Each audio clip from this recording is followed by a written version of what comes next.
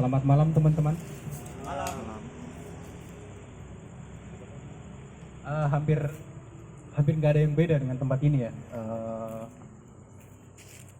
2015 kira-kira malam puisi ini mulai hidup lagi.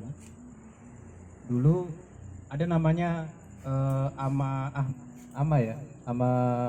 forum sudut pandang. Jadi yang sering bikin puisi itu awalnya ama forum sudut pandang. Kemudian sebelum itu kita di Nemu Buku sering buat malam puisi.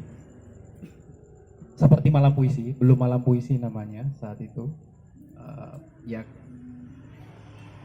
mahasiswa yang mulai gila sastra, yang nggak ngerti sastra banyak juga, baru mulai suka membaca sastra waktu itu. Beberapa orang, ada Musyawir, ada Kak Musyawir waktu itu, ada Fadila, ada Muas, ada Oji, ada siapa itu waktu itu. Awalnya beberapa orang saja. Kita buat komunitas waktu itu, belum malam puisi, namanya Kopi Harmoni. Sebelum Kopi Harmoni, kita memutuskan untuk bikin Kopi Harmoni karena waktu itu kegiatan pembacaan puisi seperti ini kayak ya bikin aja, nggak ada namanya sama sekali. Kita pengen ada nama.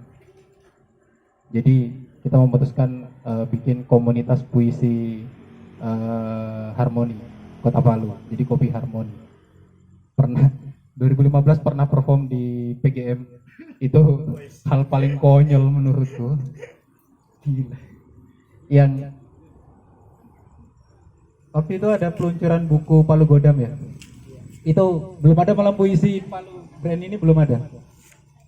Kita sebut brand ya, karena ternyata ada forum malam puisi satu Indonesia. Di setiap kota itu ada penyelianya, ada pegiat-pegiatnya, yaitu ama forum sudut pandang waktu itu.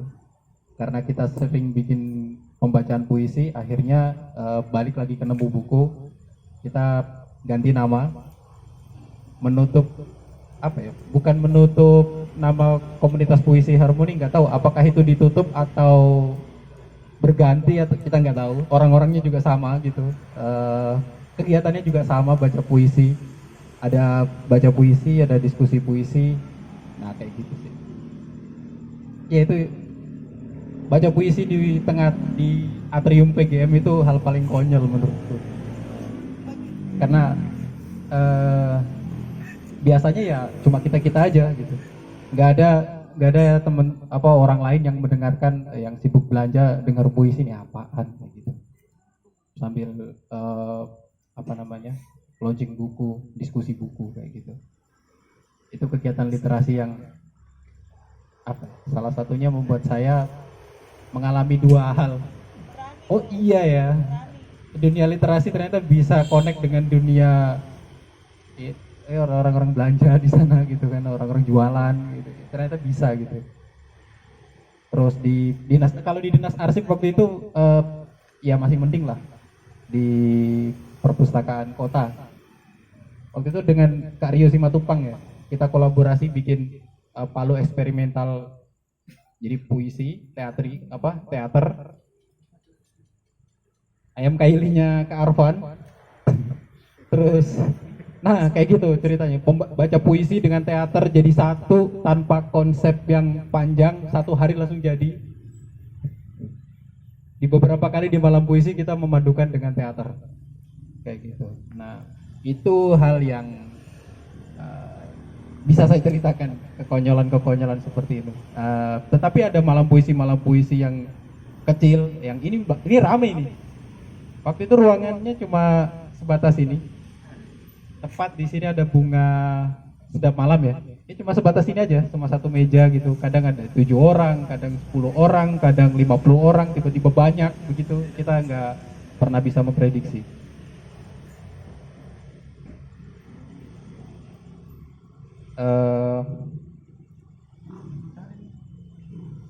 Kebanyakan cerita ya. Saya menyambung cerita.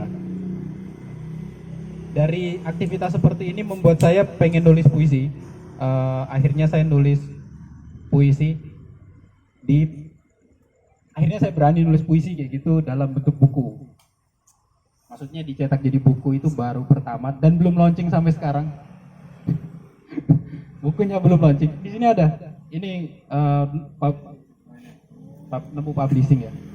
Nemu Publishing 2000 berapa ya? 2019 mulai ditulis. Dicetak 2020 Januari. Persiapannya panjang. Jadi selalu berkaitan dengan kopi. Karena di sini dulu ada kedai kopi. Secara awal secara tidak sengaja saya jadi suka. Awalnya bener-bener cuma ikut-ikutan, oh ya udah yang ngomongin kopi, ngikut kopi gitu, yang nonton film filosofi kopi jadi nonton beneran gitu. Jadi ternyata seru juga. Jadi ikut rame. Terus main-main ke kedai kopi. Kesenangan-kesenangan kecil tentang kopi dan puisi itu mengalir begitu saja sebenarnya. Awalnya benar-benar ikut-ikutan, ikut rame. Tidak ada yang meniatkan diri jadi ini, jadi passion, nggak ada. Saya nggak pernah berniat untuk itu. Nah ini judul buku ini Sebati. Jadi Sebati itu akronim ya, secangkir bahasa hati. Promosi. Ada kedainya juga, pernah ada kedainya dan akan ada lagi sementara persiapan. Mudah-mudahan ketika kedai Sebati itu ada lagi, sementara saya develop ulang. Dulu di Kartinis itu, sekarang persiapan di Biro Buli dekat bandara. Logonya masih proses mau dipasang ulang gitu kan. Jadi menarik. Ini logo Sebati di buku ini juga. Kak Ongki kreatif sekali ya, logo Sebati bisa jadi seperti ini gitu. Ini logonya tersimpan di teman. Jadi menarik. Saya mau cerita puisi, kehidupanku, nemu buku dan akhirnya jadi buku ini dan akhirnya berakhir tragis kedainya. Tapi belum berakhir. Ada episode baru gitu. Jadi sekarang jadi logo Sebati itu ada logo, ada ikon. Itu sekarang logonya berada di customer Sebati di Jalan Anoa, belum diambil sampai sekarang. Jadi ada logo yang tertempel di kedai itu terbuat dari roteran kayu ya, roteran kayu. Itu tersimpan, katanya saya amankan. Kalau mau buka kedai lagi, ambil di rumah. Saya sendiri yang punya brand Sebati, yang punya bukunya ini nggak pegang logonya gitu. Teman-teman lain juga punya buku, beli buku, beli kaos, merchandise, tumbler dan lain sebagainya. Itu suasana paling puitik menurutku ya, puitik. Dan ini seperti curcol ya, tapi ini cerita akhirnya kenapa saya buat buku, berani buat buku dan akhirnya buat kedai. Menurutku ini seni itu benar-benar kayak mengalir, nggak bisa dipaksakan. Itu menurutku yang saya alami akhirnya. Kedai Sebati itu saya buat dengan kayak nulis puisi, kayak buat puisi. Susahnya bikin puisi, yang biasa bikin puisi itu sekalipun tiap hari bikin puisi pasti mengalami tantangan. Oh ini bagaimana diksinya, gimana apa gitu. Apalagi yang belum pernah nulis itu. Yang biasa nulis saja setiap kali menulis pasti menemukan tantangan. Gitu. Saya belajar banyak dari Kak Neni soal proses kreatif nulis puisi. Banyak berkali-kali baca buku, ada yang tentang kopi dan teh poci ya, itu menarik menurutku kayak gitu. Jadi mengalir aja baca. Saya prosesnya malam puisi ini akhirnya jadi buku. Saya akhirnya berani nulis buku, itu benar-benar mengalir. Panjang sih ini kalau diceritain. Ya mudah-mudahan ini akan launching. Ada dua alternatif, kalau kedainya jadi buku ini ada di launching, kalau kedainya nggak jadi kita launching di kebun kopi, di perkebunan kopi maksudnya. Saya cari puisi dulu yang kira-kira cocok dibaca malam ini.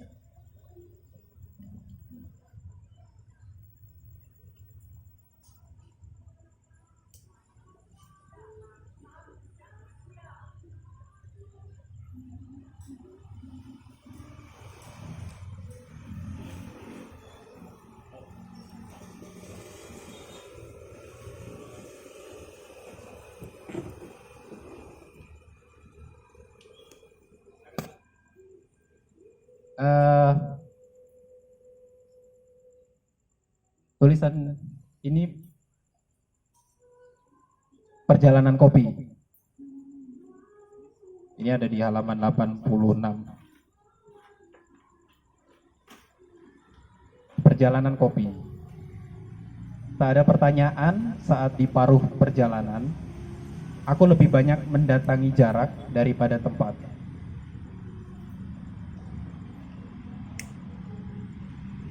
Tak ada pertanyaan saat di paruh perjalanan, aku lebih banyak mendatangi jarak daripada tempat. Aku lebih banyak mendatangi jarak daripada tempat. Aku lebih banyak didatangi kata-kata daripada wajahmu. Begitu adanya. Sebelum yakin menyusun rencana kepergian, aku sudah selesai. Aku sudah selesai menyusun rencana pulang. Sebelum yakin menyusun rencana kepergian, aku sudah selesai menyusun rencana pulang, entah pada apa. Kira-kira begitu puisi.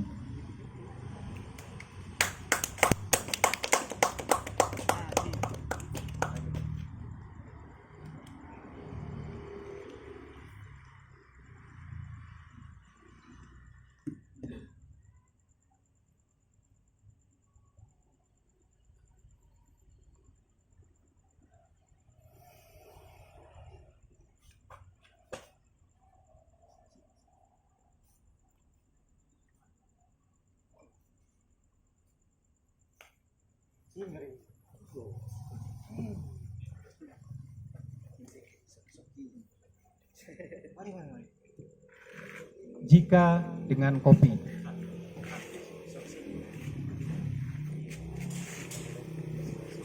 Jika dengan kopi, untuk kau, aku tak pernah ragu menyakiti diri sendiri. Hingga tak sungkan buat perhitungan pada jarak. Aku bisa bunuh diri sendiri. Aku bisa bunuh diri sendiri di jauh kau, menikmati semua yang kau, tanpa takut tak bisa melipat jarak dengan kau.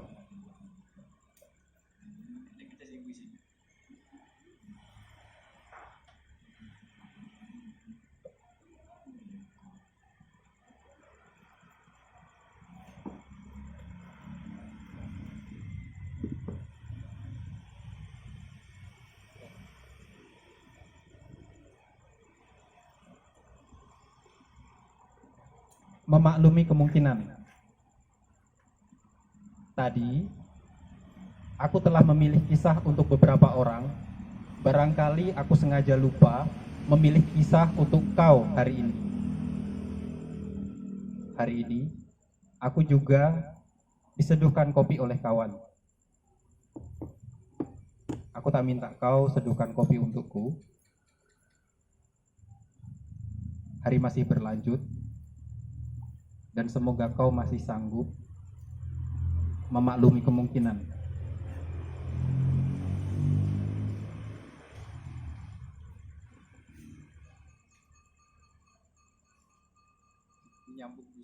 Kemungkinan berikutnya, ini puisi yang beda, tapi bersebelahan.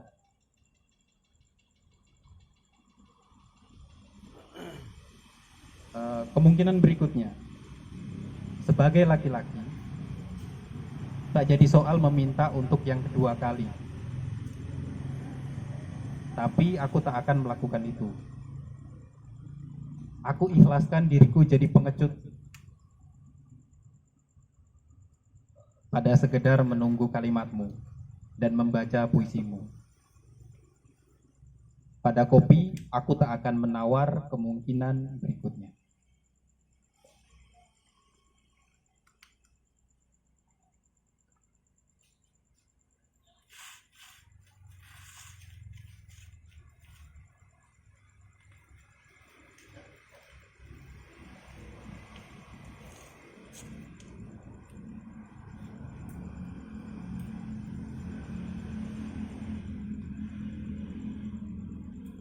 Di ruang paling kopi dan puisi.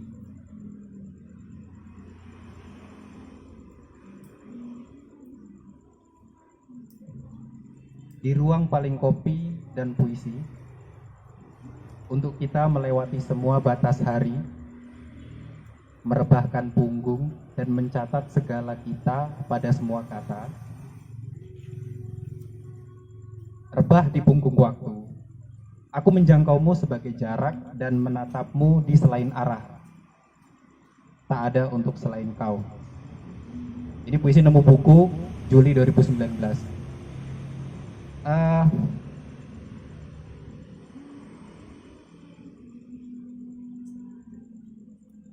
Ada satu hal menarik berkaitan dengan kedai kopi. Ini sekarang ngomongin konteks hari ini. Saya mau cerita soal konteks kedai kopi yang itu sangat menyebalkan menurutku. Tetapi saya memiliki satu kesimpulan tentang apa ya? Itu kesimpulanku pribadi sih. Saya cari dulu puisinya, kayaknya saya tulis di blog. Jadi teman-teman nanti silakan menyimpulkan sendiri puisi ini. Saya tidak akan menceritakan, tetapi ini konteksnya adalah kedai kopi. Pengalamanku ngelola kedai kopi di beberapa tempat sih yang dikelola, mulai Pengisi di Gatsu dan Gatot Subroto, dan ini sekarang masih di Hasanuddin. Kedai sendiri belum ada. Saya selalu membuat dinamika apa yang saya hadapi itu menjadi kopi, termasuk buku Sebati ini, buku puisi Sebati. Kenapa dia jadi? Karena pengalaman saya belajar kopi dan berantem dengan diri sendiri, dengan cerita sendiri, dengan keadaan sendiri, itu akhirnya jadi puisi. Ini puisi terakhir ya, belum ada di buku, mudah-mudahan nanti jadi buku, mudah-mudahan. Harga secangkir kopi. Apa yang paling berharga dari secangkir kopi? Ini pertanyaan, tidak serius nampaknya. Tapi jika memang butuh jawaban, paling tidak kau boleh bersepakat bahwa harga secangkir kopi adalah harga dirimu. Harga secangkir kopi adalah harga dirimu. Kita kerap memesan secangkir kopi di kedai yang di dalam diri kita lebih dari sekedar tempat untuk ngopi. Bersaut kalimat, bercakap hangat di antara cangkir-cangkir kopi yang mulai dingin. Dan kemudian pesan secangkir lagi. Dan bermunculan pula. Dan Tuhan melihat semua itu asik adanya. Di depan kaca mengarang Tuhan berseru. Di atas karang kudirikan puisiku. Di atas karang kubakar arang untuk menyerang air kopiku. Kemudian gelap. Tuhan meraih kata kopi dan melemparkannya ke bumi.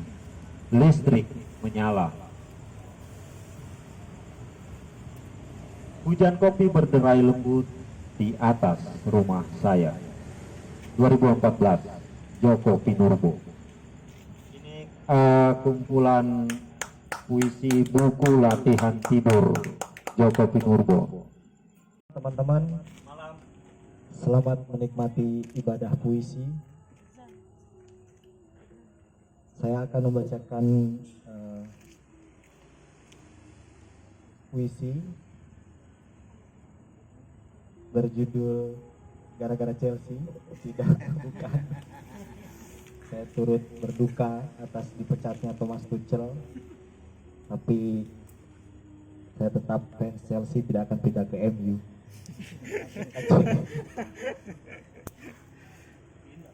Saya ingin bacakan puisi, teman-teman izin. Puisi ini beberapa, pendek-pendek saja. Saya tulis kurang lebih di antara tahun 2016 atau 2017.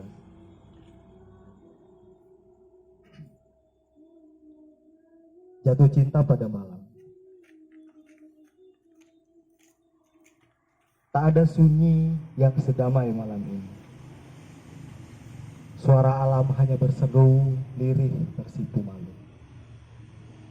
Seakan daun tak lagi saling menyentuh.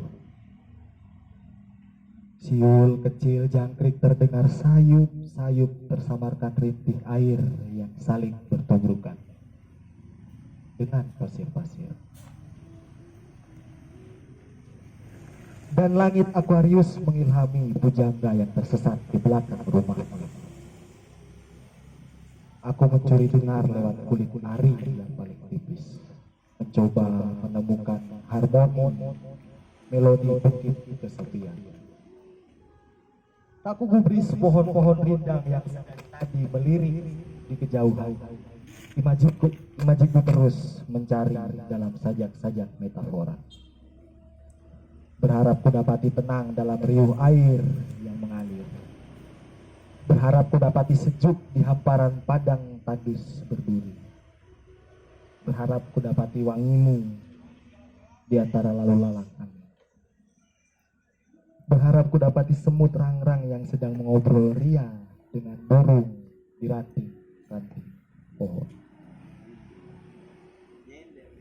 Berharapkan ku dapati tenunan nada yang keluar di lantai-lantai lembah bada.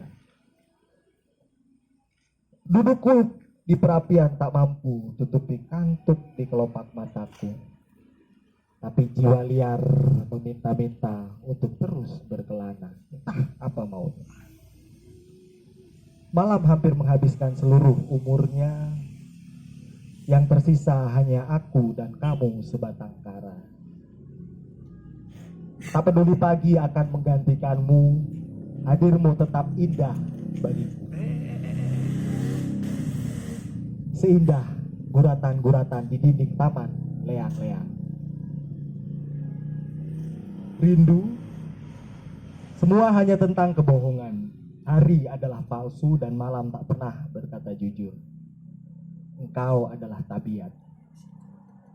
Sedang senyum hanya agar waktu mau mendengar ujung. Aku tak lebih dari remah-remah roti yang melekat pada telapak kakimu, membiarkan tubuhku semakin hancur pada setiap derap langkah, memberikan ruang untuk rindu berdiam diri. Hatiku bergetar hebat saat si rindu menobatkanmu pada tahta pemilik rasa. Meski domba tak pernah ingin berjumpa serigala, namun dalam setiap peribahasa keduanya selalu duduk bersama. Dan sang sepatu yang terus saja berdebat pendapat, keduanya tetap saja bertemu di rak yang sama suatu waktu. Aku menempatkanmu pada langit yang berbeda malam ini. Aku tahu betul di mana dirimu. Meski kini begitu banyak bintang yang juga tak kalah terang darimu. Selalu ada warna hijau terang, hijau yang berbeda. Aku tahu itu matamu. Mata yang penuh kepalsuan masa lalu. Tapi aku tetap merindukan bola mata itu. Hingga rindu menjadi legenda. Dan cinta hanya meninggalkan prasasti-prasasti tua. Menuju pagi memanggil sunyi, mengajak pulang untuk pergi, mencari hilang yang baru saja kembali, hingga bangun menolong jatuh, bertemu cinta dulu yang benci sekarang. Saat pagi melihat dekat tertawa di kejauhan, memangku gelap duduk di samping terang, membuatnya lupa pada ingatan mati sekarang adalah hidup yang esok. Pagi lalu bertanya pada ramai yang sepi, tak dijumpainya pulang. Dan lupa juga untuk pergi. Bahkan gerak hanya mengantarkan pada diam. Dan pagi mengawali malam yang terakhir. Terima kasih. Teman-teman izin saya juga ingin mendedikasikan Apa yang saya baca ini untuk kawan saya, kawan beberapa dari kita, namanya Ame. Ini foto sekitar 5-6 tahun yang lalu. Di sini malam minggu, di situlah kira-kira tempatnya sebelum tempat ini di renovasi. Ini fotonya dan itu gambarnya, Pace yang gambar, Kak Neni Muhyiddin. Teman kami ini untuk yang belum tahu sekarang sudah ada di tempat yang baik. Beliau pergi 28 September 2018. Sama seperti Kak Rohmat, saya juga punya banyak kenangan tentang malam puisi, tentang nemu buku. Ini rumah kedua untuk saya, datang ke sini adalah pulang. Ini suasana malam puisi di tempat yang sama 2017. Di Kopi Harmoni yang Kak Rohmat tadi sempat cerita, saya juga sempat terlibat sejak paling tidak 2016 akhir. Saya ingat di situ ada kawan-kawan lain, mungkin yang belum sempat sebut tadi, ada kakak Evi juga, Evi Armen dari Buol, itu juga ada dan terlibat di banyak aktivitas di malam puisi.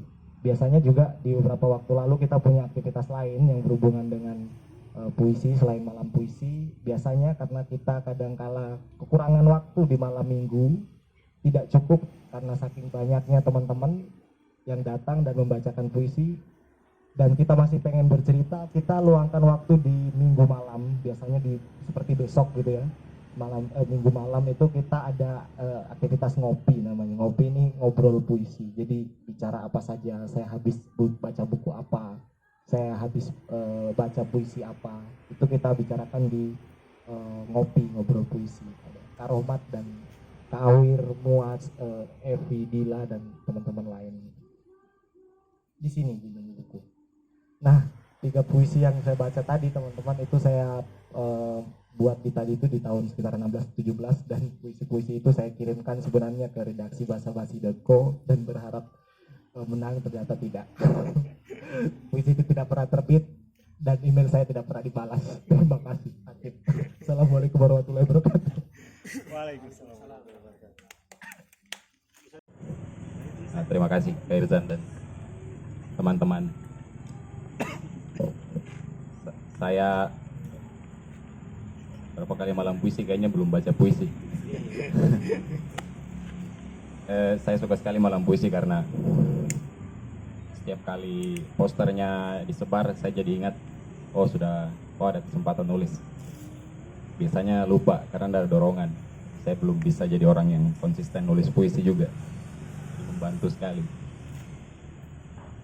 Terus yang paling penting ketika saya ingat untuk nulis puisi itu, akhirnya saya jadi merefleksikan diri gitu. Merefleksikan diri itu sangat jarang dilakukan karena sibuk, lupa, capek.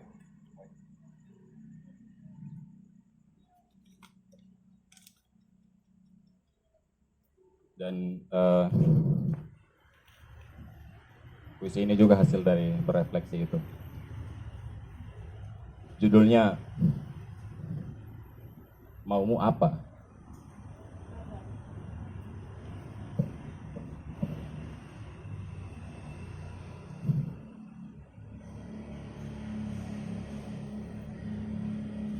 Apa yang kau harapkan?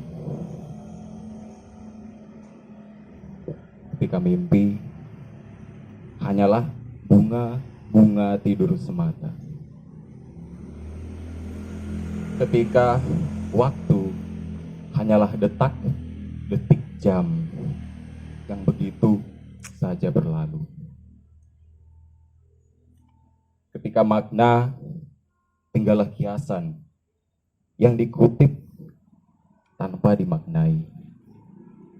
Begitu saja. Ketika hanya dan saja terus melekat pada mimpi, waktu, dan makna.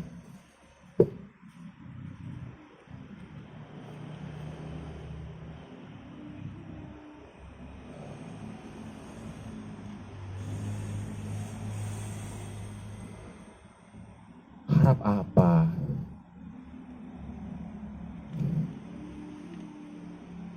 Atau apa yang kau perbuat ketika langkah-langkah yang sedemikian indah tujuannya, atau tindak tanduk yang begitu dirindukan adanya, hanya menjelma dalam tempurung kepalamu, sementara tidak satupun kita yang tahu apa isi dari batok itu. Apa sebenarnya yang kau pikirkan di hadapan dunia yang terus melaju, sementara kau hanya mangkal tertawa pada motor-motor yang mereka gunakan?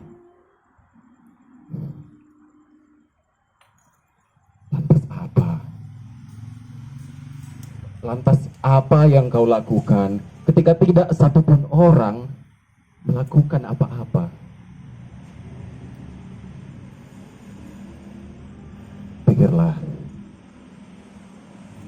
Pikirlah apa yang kau perjuangkan di tengah kerumunan tangan dan kaki yang tak mau memikirkan itu. Terima kasih.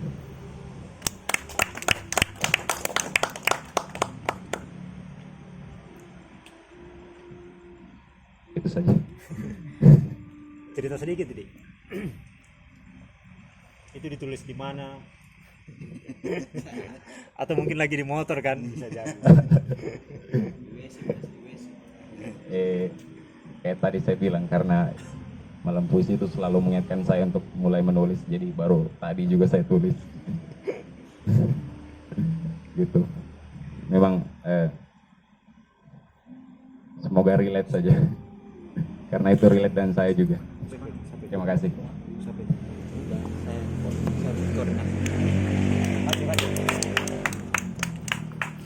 Berlumur darah. Kalau nggak salah itu karya puisinya apa lagi? Bukan, kan Khairul Anwar. Puisi 66 gitu kayaknya, tahun 66. Ismail Marzuki ya? Ismail Marzuki kalau tidak salah. Saya latihan baca puisi itu sama guru saya tidak punya pemikiran bahwa saya akan juara, apalagi harus sampai ke tingkat kecamatan. Dulu kecamatannya itu Parigi, yang sekarang menjadi ibu kota Kabupaten Parigi Motong. Dan sampai di situ saya juara 1. Iya, tepuk tangan dulu. Kaget sekali, kaget. Cuma gara-gara puisi itu. Akhirnya gara-gara puisi itu saya cari tuh buku. Alhamdulillah saya punya guru SMA yang punya perpustakaan pribadi, dan dia selalu cap bukunya. Buku itu masih ada sampai sekarang, saya simpan. Jadi mudah dapat akses buku tadi. Iya.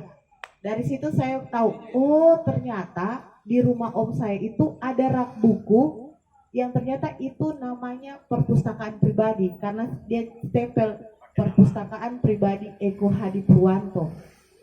Seperti itu. Saya dapat bukunya. Ternyata di situ banyak puisi. Bukan cuma itu saja puisinya, banyak puisi. Dari situ saya senang membaca puisi. Nah, itu sih kenangan saya tentang puisi. Dan karena puisi itu akhirnya saya senang membaca, tapi saya tidak terlalu boleh dibilang mengkritisi apa yang saya baca. Saya cuma penikmat. Jadi lebih banyak saya membaca novel, termasuk puisi-puisi. Saya suka juga, saya koleksi buku, mungkin banyak yang sudah tahu karena sering datang ke rumah. Saya dari dulu, tidak tahu kenapa suka koleksi buku yang punya tanda tangan asli dari penulisnya. Jadi itu dulu saya punya ambisi tersendiri, Oji. Jadi dulu kalau dari zaman saya kuliah, saya senang kalau punya buku yang ditandatangani oleh penulisnya. Saya akan berburu itu, seperti itu. Dan sekarang tinggal berapa tuh buku yang ditandatangani oleh penulisnya? Banyak sudah berpindah tangan. Siapa seperti favorit itu. Akademi? yang ditandatangani. Sampai sekarang masih Dewi Lestari, belum ada gantinya. Ya. Oke, mungkin yang lain lagi. Terima kasih. Mawar. Mawar. Di sini kawan. Ya, sini kawan. Jangan kau melari. Calon ketua juga.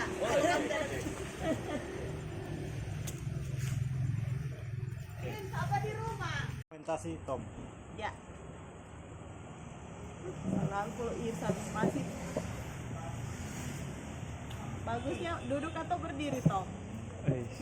Duduk. Tergantung Kak Dewi. Tenang, banyak teknik. Berdiri, duduk.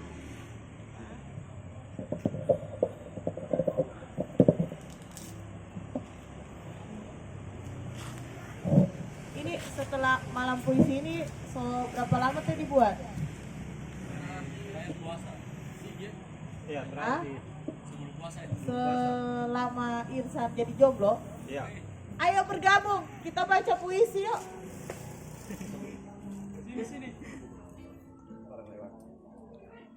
Ya, karena ini boleh dikatakan awal dari kegiatan malam puisi kembali. Saya mengawali baca puisi malam ini dengan judul Malam Rindu.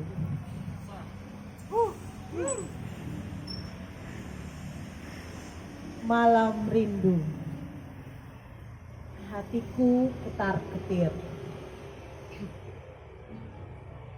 Ku tak tahu apakah demokrasi dapat mengantarku ke pelukanmu dengan cara seksama dan dalam tempo sesingkat-singkatnya. Sebelum Ahad tiba, anarki bisa saja muncul dari sebutir benci atau sebongkah trauma. Mengusik undang-undang dasar cinta, merongrong panca indera di bibirku, dan aku gagal mengorbankan Sumpah Pemuda di bibir 2016 dari buku Latihan Tidur Kumpulan Puisi Joko Pinurbo.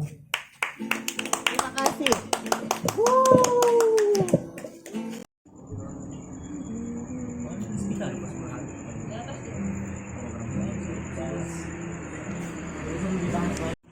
Kemarin malam ya kayaknya malam puisi ini tiba-tiba tapi berapa minggu sebelumnya ada beberapa teman sudah mulai tanya, malam puisi kapan lagi, malam puisi Palu kapan. Nah akhirnya ketemu Tom di depan di teras Numu, kita cerita oke, kita akan coba buat malam puisi Palu lagi. Dan bersyukur malam ini bisa terlaksana.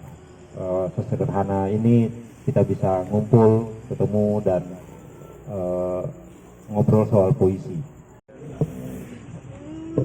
Oke, terima kasih. Dikira lagi saya kayaknya. Oh iya, selamat malam teman-teman. Selamat malam. Apa ya?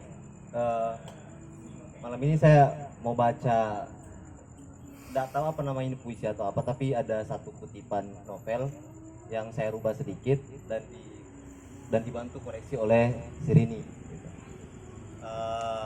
Ini dari novelnya si Haruki Murakami yang berjudul Kafka on the Shore.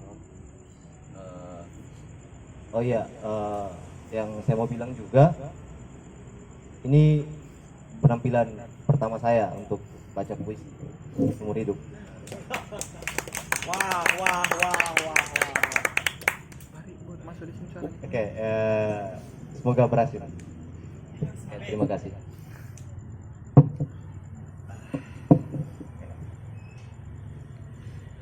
Di dunia ini ada ruang di mana kekosongan dan substansi tumpang tindih dengan rapi, di mana masa lalu dan masa depan terbentuk saling berkelanjutan, bagai lingkaran tak berujung. Dan yang mengambang ada tanda-tanda yang belum pernah dibaca siapapun, nada yang belum pernah dibaca siapapun. Terima kasih.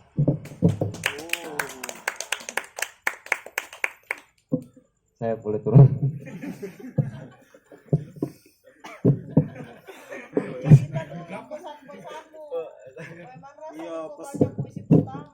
Apa pesanmu? Kau pesan es kah? Pesan nasi goreng kah? Persiapanmu dari rumah. Mandi. Tadi saya dari rumah memang pas ini kebetulan ada malam puisi dan saya pikir-pikir kayaknya ini boleh jadi tempat penampilan pertama saya, mungkin sedikit orangnya gitu ya. Ternyata banyak. Iya. Kenapa Betul tidak saja. tadi pertama aku baca pas cuma 7 orang. Ya lo memang. Saya senang sekali. Ini tentang ini juga. Oke, terima kasih lagi. Ya, pasti senang bisa berkumpul di sini. Ini kayaknya yang ketiga saya datang di malam puisi. Memang tadi saya datang ke sini mau baca puisiku, tapi karena saya tidak bawa HP, saya suruh buka HP-nya Rifan. Untung berteman di Facebook.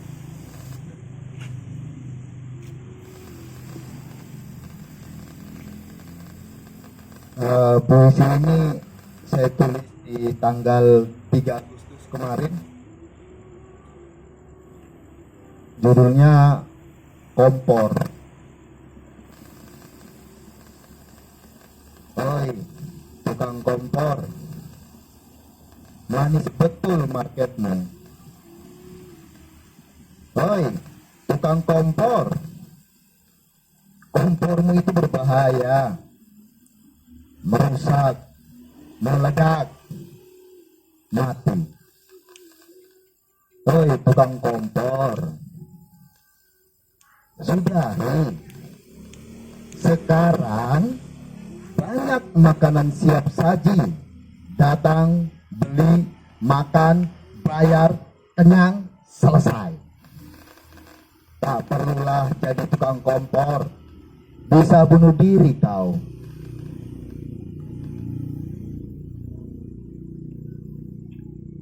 Kedua, puisi di tanggal 5 Agustus. Barangkali bertanyalah pada diri sendiri, curigai diri sendiri. Kita memang butuh diri sendiri, atau jangan-jangan kita lupa diri.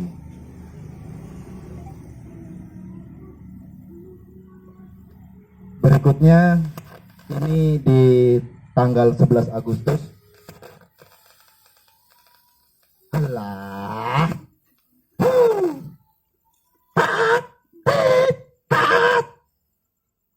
Kok terus bertabur? Ini bukan di ladang Kurusitra. Ini hanya panggung sandiwara.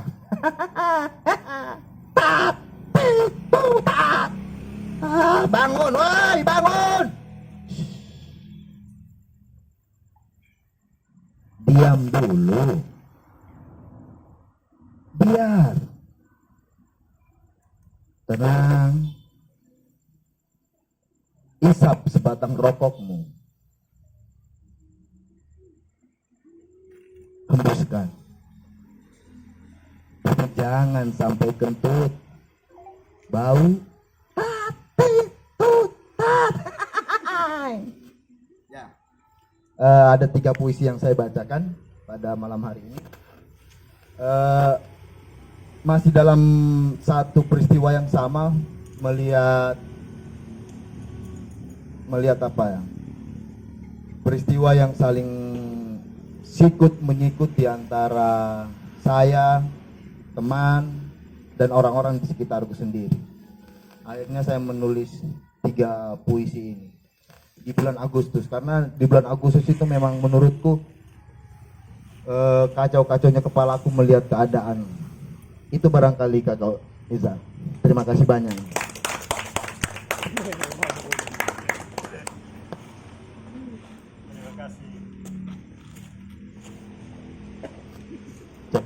kasih Mas Dewi.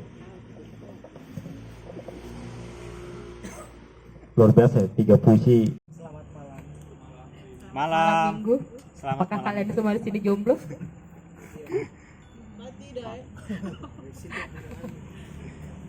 Kebetulan karena Kak tadi lapar.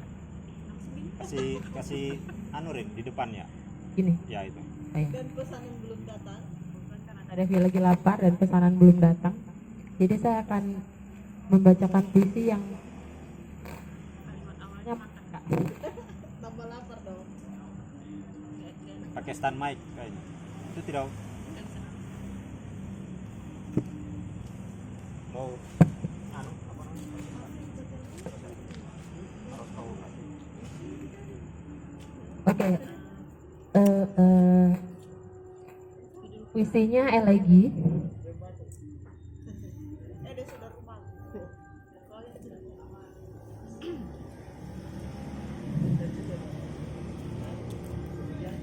Maukah kau menemaniku makan? Makan dengan piring yang retak dan sendok yang patah. Makan menghabiskan hatiku yang pecah.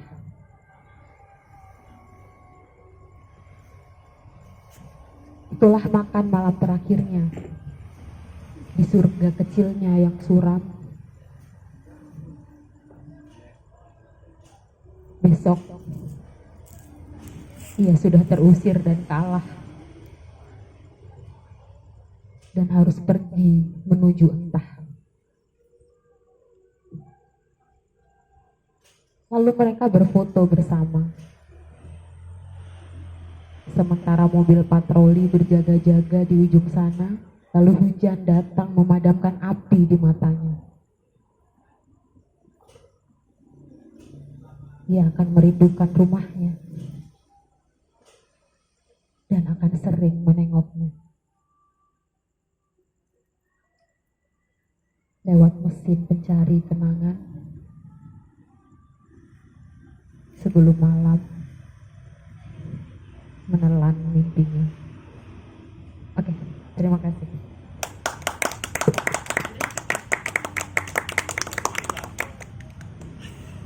Kan tadi ceritanya sudah di depan Kak, karena Kak Devi lagi lapar.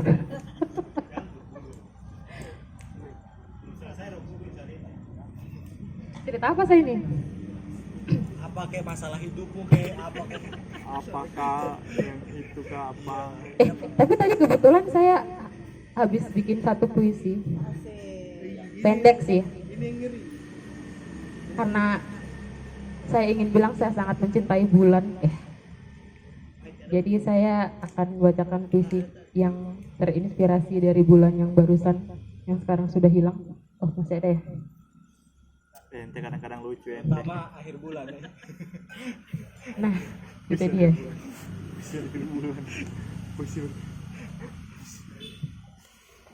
Oke, ini puisi yang dibuat beberapa menit yang lalu. Karena bulan, nggak ada judulnya, puisinya pendek.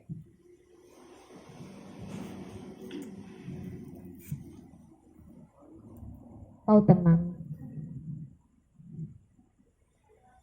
menyingsing perlahan di antara ketidaksadaran. Lembut kirana abadi, bertengger di antara gelita dan nyenyat malam. Kau maupun nanti. Dengan wajah tengadah dan basah. Oke, sudah. Kak Ijan sudah selesai melinting rokok.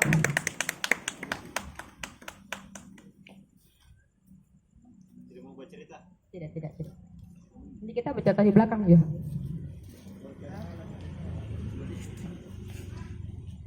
Terima kasih Rin.